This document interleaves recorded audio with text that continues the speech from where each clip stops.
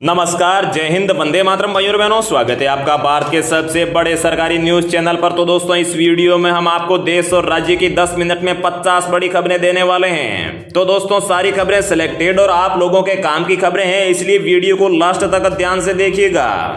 आज की पहली बड़ी खबर की बात करें तो कोरोना वायरस ने एक बार फिर से देश में किया विस्फोट। पिछले 24 घंटों में यानी एक दिन में 4200 से ज्यादा लोगों की हुई है मौत। हालांकि नए मामलों की संख्या में जरूर गिरावट आई है, जो 3,48,000 के आसपास है। इजराइल पर रॉकेट की बौछार, हमास के हमले में भारतीय महिला की गई जान। गंगा नदी में शव मिलने के बाद केंद्र सरकार का राज्यों को निर्देश, गंगा में शवों को बहाने पर रखें निगरानी। 2 वर्ष से लेकर 18 वर्ष की आयु वर्ग के लिए भारत बायोटेक की वैक्सीन के दूसरे और तीसरे ट्रायल की सिफारिश। तारक मेहता का उल्टा चश्मा के फेम टप्पू यानी भव्य गांधी के पिता का निधन। मुंबई में कोरोना से हार गए जंग, आज अस्पताल में ली अंतिम सांस। एक्टर मोहन जोशी हुए कोरोना पॉजिटिव, हालांकि उन्होंने कोरोना की दोनों डोज लगवा ली थी। तो दोस्तों, आप देख सकते हैं कोरोना की दोनों डोज लगवाने के बावजूद भी लोग फिर से कोरोना पॉजिटिव हो रहे हैं। आईपीएल 2021 के बचे हुए मैचों को लेकर ईसीबी ने लिया बड़ा फैसला। ईसीबी का कहना है कि इंग्लैंड के क्रिकेटर्स 14वें सीजन के बाकी मैच नहीं खेलेंगे। आज प्रधानमंत्री नरेंद्र मोदी ने बड़ा ऐलान किया है कि G7 शिखर सम्मेलन में शामिल होने ब्रिटेन नहीं जाएंगे। झारखंड में पिछले 24 घंटों में कोरोना के 6100 नए मरीज, वहीं 129 लोगों की गई है जान। झारखंड में 14 मई से 18 साल से ऊपर के लोगों को फ्री वैक्सीन, सीएम सोरेन का ऐलान। नोएडा में ऑक्सीजन बैंक शुरू, सुबह 10 बजे से शाम 4 बजे तक ले सकते हैं ऑक्सीजन सिलेंडर।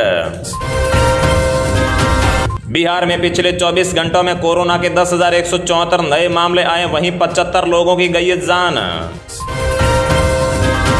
पश्चिम बंगाल में बीजेपी के 61 विधायकों को मिलेगी एक्स कैटेगरी की सुरक्षा, गृह मंत्रालय का फैसला। कर्नाटक में पिछले 24 घंटों में 39,305 कोरोना संक्रमित मिले, वहीं 596 लोगों की हुई है मौत। राजस्थान में फिर से एंटीजन टेस्ट को मंजूरी, ग्रामीण इलाकों में बढ़ते कोरोना के मामलों को देखते हुए लिया गया है ये बड़ा फैसला। इधर सलमान खान की बहन अर्पिता कोरोना पॉजिटिव हुई। उत्तर प्रदेश में बीते 24 घंटों में 21,331 कोरोना संक्रमित मिले, वहीं 278 लोगों की गई जान। वहीं राजस्थान में बीते 24 घंटों में कोरोना के 16,487 नए मामले सामने आए, वहीं 160 लोग जान गंवा चुके हैं।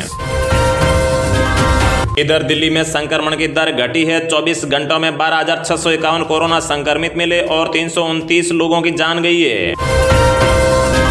सेना ने फरीदाबाद, चंडीगढ़ और पटियाला में 3 कोविड अस्पताल तैयार किए हैं।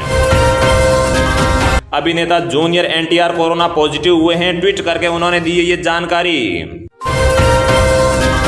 आज असम में फिर आया भूकंप, नंगांव में रिएक्टर स्केल पर 3.0 की तीव्रता दर्ज हुई है। दिल्ली में पेट्रोल और डीजल की कीमतें क्रमशः 91 रुपये और 82 रुपये प्रति लीटर दर्ज की गई है। गाजियाबाद की केमिकल फैक्ट्री में आज लगी भीषण आग, ड्रम से हो रहे हैं लगातार धमाके।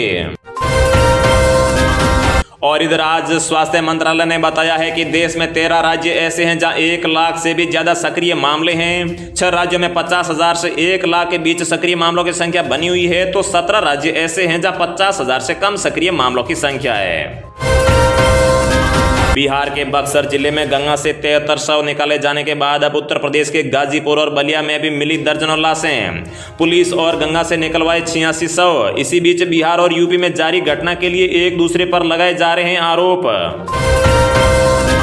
वैक्सीन की कमी को पूरा करने के लिए दिल्ली, कर्नाटक, आंध्र प्रदेश और तेलंगाना जारी करेंगे ग्लोबल टेंडर। इससे पहले उत्तर प्रदेश, ओडिशा, महाराष्ट्र और झारखंड जैसे राज्य भी वैश्विक स्तर पर टीका खरीदने का कर चुके हैं ऐलान। किसानों के लिए आई बड़ी खुशखबरी, बस आने ही वाली है पीएम किसान योजना की किस्त। इसी हफ्ते जारी हो सकती है 2,000 रुपए की किसानों के लिए किस्त। तेलंगाना में कोरोना के बढ़ते मामलों में 12 मई से 10 दिन के लिए लॉकडाउन का ऐलान। कोरोना के बढ़ते मामलों को देखते हुए लिया गया ये फैसला। इधर अलीगढ़ मुस्लिम विश्वविद्यालय छात्रावास में 44 छात्रों की मौत के बाद में दहशत का मामला। जीनोम सीक्वेंसिंग कराने का फैसला किया गया है। उत्तर प्रदेश की राजधानी लखनऊ में अभी लोगों को शराब के लिए करना होगा इंतजार। यहां अभी प्रशासन ने इसकी अनुमति नहीं दी है। अलीगढ़ में शराब की दुकानें खुलते ही महज 3 घंटे में बिकी 4 करोड़ से ज्यादा की शराब और बियर। राजस्थान में जारी रहेगा लॉकडाउन के बीच गहलोत सरकार ने आवागमन पर लागू सख्त पाबंदियों में थोड़ी ढील दी है। अब कोई भी व्यक्ति अपने घर से रेलवे स्टेशन या फिर एयरपोर्ट और एयरपोर्ट या फिर रेलवे स्टेशन से अपने घर पर आवागमन के लिए टैक्सी का इस्तेमाल कर सकता है। पिछले महीने 2 दिनों से मौसम का मिजाज बदला हुआ है। राजस्थान में मंगलवार को भी राजस्थान के जयपुर समेत कई इलाकों में तेज हवाओं के साथ बारिश हुई। मौसम विभाग के अनुसार पिछले 24 घंटों में सर्वाधिक बारिश पूर्वी राजस्थान के बेर भरूचपुर में 15 mm जबकि पश्चिम राजस्थान के जैसलमेर में 12.8 mm दर्ज की गई। केस कम होने के साथ ही महाराष्ट्र में अब नई टेंशन। मरीजों की हड्डियां तक गला रहा है ब्लैक फंगस। जम्मू कश्मीर के सांबा के नाद नाका इलाके में ग्रेनेड हमला। अभी तक किसी के हताहत होने की सूचना नहीं आई है। सर्च ऑपरेशन जारी है। टीएमसी सांसद महुआ मल्होत्रा ने ट्वीट कर आरोप लगाया है कि पीएम मोदी की छवि बचाने के लिए बीजेपी एक बड़ा पीआर ऑपरेशन चला रही है।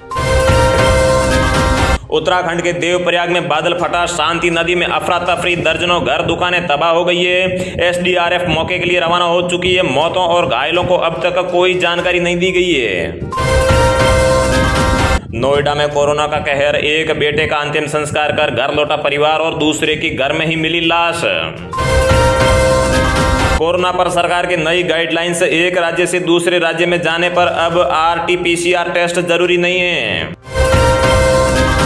WHO ने कोरोना के भारतीय वेरिएंट को बताया ज्यादा खतरनाक। इससे ज्यादा होंगी मौतें, साथ ही ये लोगों को जल्दी करेगा संक्रामक।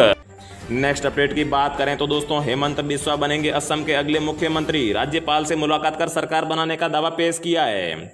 दरअसल दोस्तों, असम में ऐतिहासिक जीत पाने के 6 दिन बाद भी राज्य में कौन बनेगा मुख्यमंत्री की कश्मकश से गुजर रही भाजपा की गुत्थी आखिर आज सुलझ गई है। असम के अगले सीएम पद के चेहरे को लेकर लगाए जा रहे कयासों के बीच मौजूदा मुख्यमंत्री सर्बानंद सोनोवाल ने राज्यपाल जगदीश मुखी को अपना इस्तीफा सौंप दिया है। इसके बाद हेमंत बिस्वा शर्मा को विधायक दल का नेता चुन लिया गया है। इससे ये तय हो गया है कि वही राज्य के अगले मुख्यमंत्री बनेंगे। बता दें कि असम के मुख्यमंत्री के नाम पर मुहर लगने के लिए आज विधायकों की बैठक हुई है, जिसमें शामिल हुए केंद्रीय मंत्री तोमर सिंह, साथ ही में भाजपा के राष्ट्रीय महासचिव अरुण सिंह और सर्बानंद सोनोवाल पहुंचे। वहीं दूसरी ओर अब जानकारी मिल रही है कि हेमंत ने रविवार को राज्यपाल जगदीश मुखी से मुलाकात कर सरकार बनाने का दावा भी पेश कर दिया था।